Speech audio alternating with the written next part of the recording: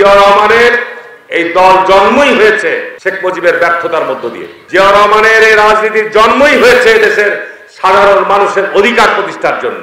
15 বছর তোমরা মানুষের উপর অন্যায় জুলুম অত্যাচার করেছো। তোমাদের উপর যে অন্যায় জুলুম অত্যাচার হওয়া দরকার ছিল তার এক আনা পরিমাণও হয় নাই। যদি চুলকানি এবং উস্কানি দেওয়ার চেষ্টা করো, তোমাদের নেতাদের কিন্তু তার জন্য জবাবদিহিতার আওতায় নিয়ে আসবো। 15টা বছর আমরা মহারাষ্ট্র ইউনিটের সমাবেশ করতে পেরেছি। আজকে দেখেন একটা পুলিশের গাড়ি কি দেখতে পেয়েছেন? পুলিশের কোনো পোশাক আছে? কিন্তু আমরা এরকম একটা বসার আয়োজন করলে পুলিশ, র্যাব, আইন প্রক্রিয়া সংস্থার হুড়াহুড়ির শেষ থাকতো না।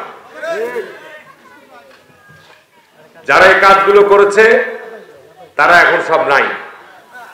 তাদের উদ্দেশ্যে আমি খুব সতর্কতামূলক বলছি, দেখো 15 বছর তোমরা মানুষের উপর অন্যায় জুলুম অত্যাচার করেছো।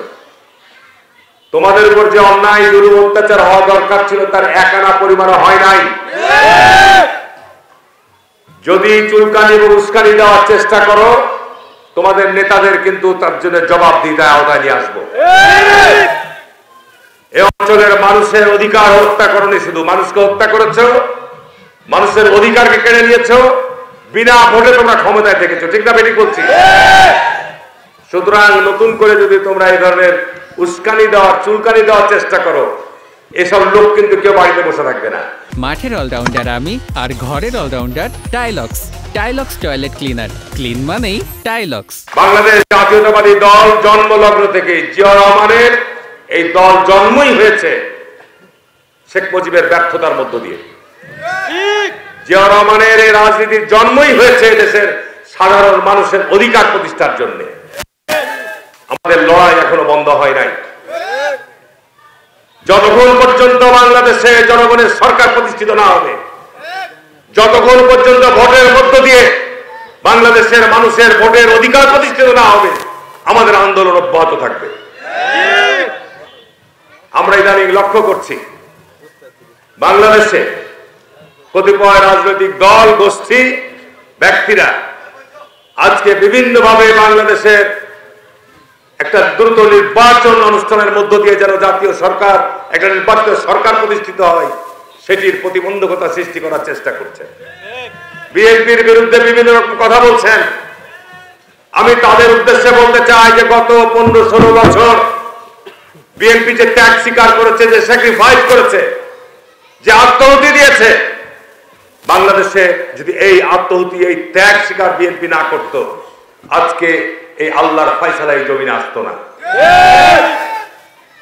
হাজার হাজার বিএনপি নেতা কর্মীদেরকে হত্যা করা হয়েছে। হাজার হাজার লক্ষ লক্ষ বিএনপি নেতা কর্মীদেরকে মিথ্যা মামলা দিয়ে বাড়ি ছাড়া করা হয়েছে। আমরা নির্বাচন পর্যন্ত করতে পারি নাই। কি ঠিক না কথা বেটি করছি? সুতরাং আজকে যে সমস্ত কথা বলে আপনারা নির্বাচনকে বিলম্বিত করতে চাচ্ছেন, এগুলো কোনো অছিলা হতে পারে না। সুতরাং দেশকে গণতন্ত্রের পথে নিয়ে আসতে হবে। আমরা অন্তর্বর্তীকালীন সরকারকে আহ্বান জানাবো যে 8 মাস পার হয়েছে, এখনো পর্যন্ত নির্বাচনের রোডম্যাপ আমরা পাই নাই। মানুষ অধীর আগ্রহ অপেক্ষায় রয়েছে, অধীর আগ্রহ অপেক্ষায় রয়েছে যে তারা একটি সুষ্ঠু নির্বাচন চাই। আজকে যদি এই পরিস্থিতি সৃষ্টি না হতো, শেখ হাসিনা যদি আজকে বাংলাদেশে গণহত্যা না চালাতো, শেখ হাসিনার অধীনেই যদি বাংলাদেশে একটি অবাধ সুস্থ নির্বাচন হতো, তাতেও বিএনপি বিপুল ভোটে বিজয় লাভ করত। যারা এখানে আমার বাড়ির কান্তাতে এই যে আমাদের আজহারি সাহেবকে নিয়ে এসে কয়েকদিন আগে তাফসির মাহফিল করে গেলেন, তাই না? আচ্ছা, আমি নিরপেক্ষভাবে বলবো, জামাতের লোকরা একটু ভালো করে শুনেন, এটা কি তাফসির মাহফিল ছিল না তাফসির মাহফিলের নামে জামাতের শোডাউন, বিভাগের শোডাউন ছিল? বলেন তো ভাইরা। ওই মিটিং এর সভাপতিকে, ওই মিটিং এর প্রধান অতিথিকে, ওই মঞ্চে জামাতের নেতারা ছাড়া, জামাতের ব্যক্তি ছাড়া অন্য কেউ ছিল? আর এটা নিয়ে যখন আমি বললাম যে এটা নিয়ে চাঁদাবাজি চলছে, তো বললো যে হারুন এখন আলেম বিদ্বেষী হয়ে গেছে। জামাত ইসলামের নামে এখন সকাল বিকাল যদি আপনি ইসলামের ফতোয়া চেঞ্জ করেন, পরিবর্তন করেন, কোরআন হাদিসের ব্যাখ্যা আল্লাহ পাক কিয়ামত পর্যন্ত অপরিবর্তিত থাকবে। কোরআন হাদিস পরিবর্তন হবে না, পরিবর্তনযোগ্য নয়, কেউ করতে পারবে না। কি কথাটা ঠিক না বেটি?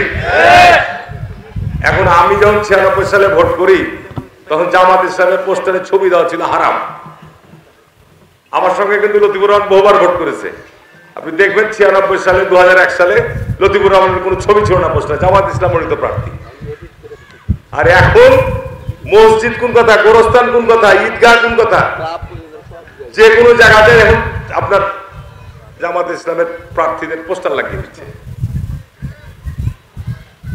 আমাদের পোস্টার, আমাদের ব্যানার আমরা কোনো ঈদগাহে, গোরস্থানে, মসজিদে লাগাই না। কথাটা ঠিক না বেটি? আমাদের পোস্টার লাগানো জায়েজ কি? এটা ঠিক? এর ব্যাখ্যা কি দিবেন? সকাল বিকাল কি আপনাদের এই ধর্মীয় ব্যাখ্যা পরিবর্তন হবে?